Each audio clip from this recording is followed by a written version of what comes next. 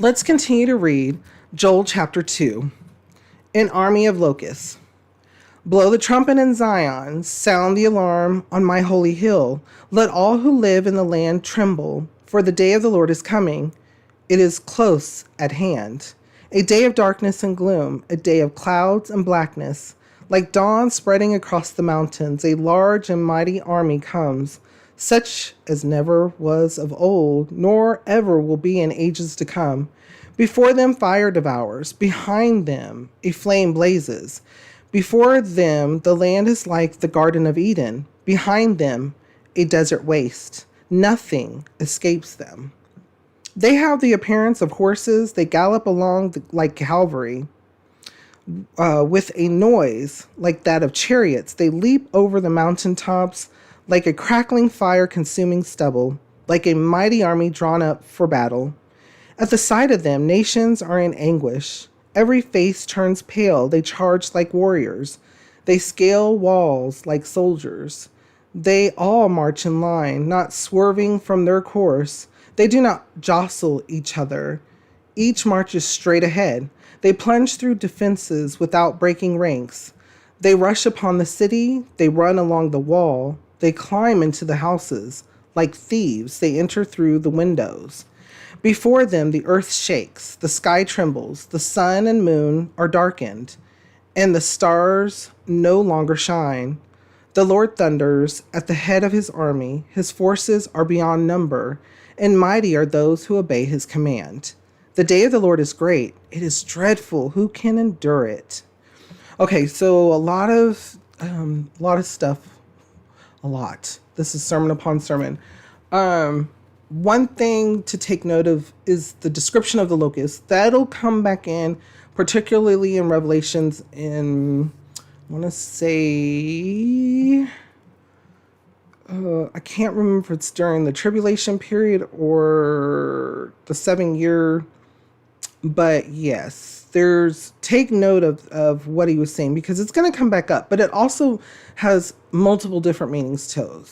So listen to what Joel is saying here. They have the appearance of horses. They gallop along like cavalry with a noise like that of chariots. They leap over the mountaintops like a crackling fire consuming stubble, like a mighty army drawn up for battle. And at the sight of them, nations are in anguish. Every face turns pale. So you'll see another resemblance of this when we get to the New Testament, particularly Revelations, because there's going to be something that's going to be this times, it's almost like times 10, particularly in size. But what it's talking about is how the locusts end up doing with Egypt, how the Pharaoh was stubborn. The Pharaoh was stubborn and didn't want to let Israel go, even though the Lord had provided all these signs already to him, turning the Nile to blood, throwing down Aaron's staff and it turning into a snake. There were different things that the Lord was showing Pharaoh, but he had already told Moses that the Pharaoh's heart was going to be hardened because remember, back in that time, Pharaoh was not only was he into himself so much, but he believed himself as God as well. And so he was that arrogant. He was that prideful. And here is Israel doing the same exact thing. Being prideful, being arrogant, being stubborn. Why? Because instead of understanding the sin that they were doing, that they were committing, they wanted to blame someone else. Remember when Adam and Eve ate the apple? What did Adam say after the Lord said, "What did you do?" Said, "Well, Eve gave me this apple." Blame game has begun. Soon as sin entered, it was one thing after another.